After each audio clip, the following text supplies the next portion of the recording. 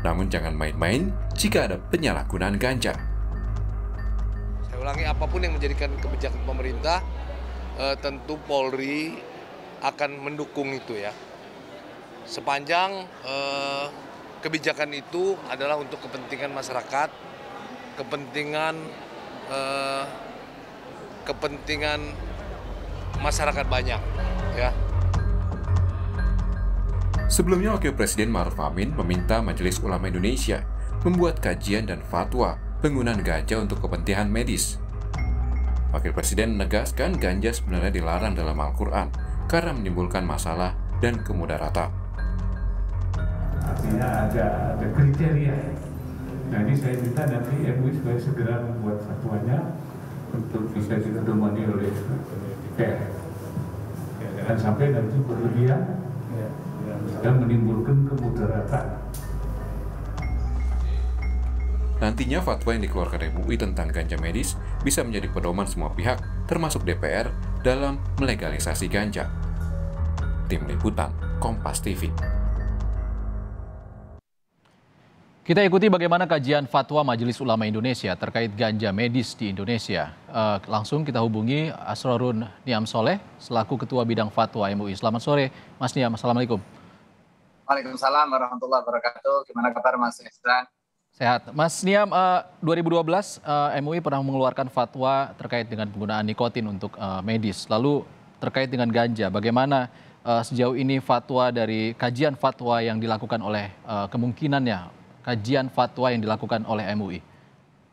Ya, betul sekali Mas Ihsan ya. Ketika isu publik terkait dengan pemanfaatan ganja untuk kepentingan medis dan ada momentum Wakil Presiden berkunjung ke Majelis Ulama Indonesia yang kemudian salah satu masalah yang muncul adalah soal pemanfaatan ganja untuk kepentingan medis, maka MUI merespon baik ya, karena fatwa itu kan pada hakikatnya adalah jawaban atas permasalahan yang muncul di tengah masyarakat agar bisa dijadikan panduan.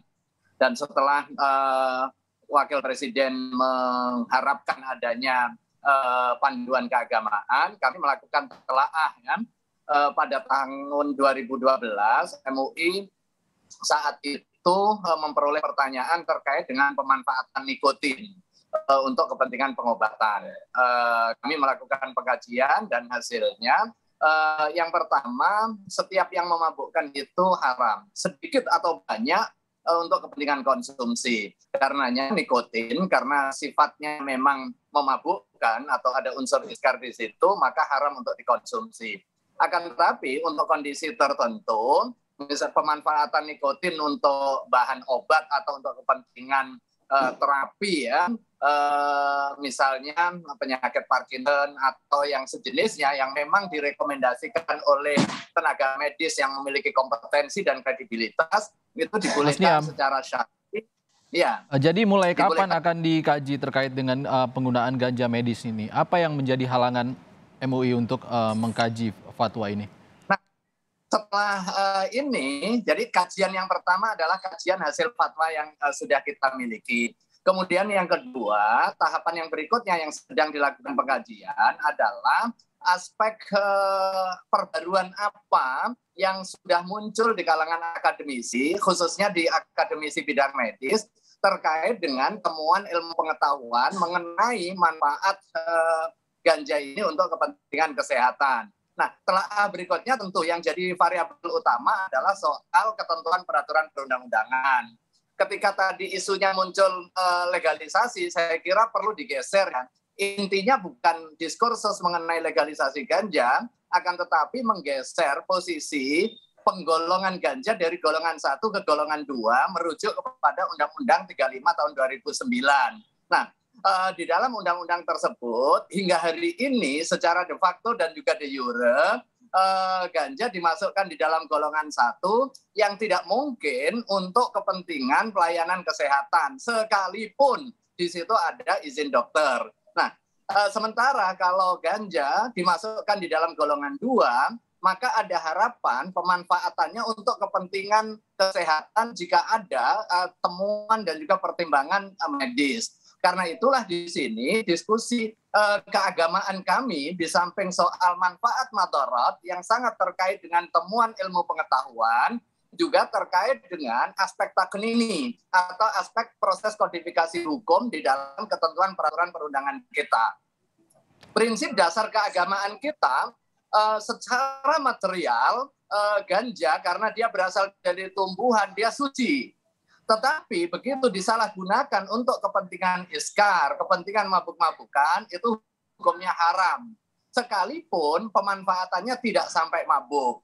Nah, poin yang berikutnya, jika ada manfaat secara medis, ini bisa digunakan, tetapi harus ditimbang kemaslahatan yang hendak dituju dengan akibat keburukan yang ditimbulkan jika ini dibuka. Saya kira pertimbangan utamanya adalah di samping aspek kesehatan juga di situ ada aspek sosial, aspek ekonomi, termasuk juga aspek mitigasi terkait dengan potensi penyalahgunaannya.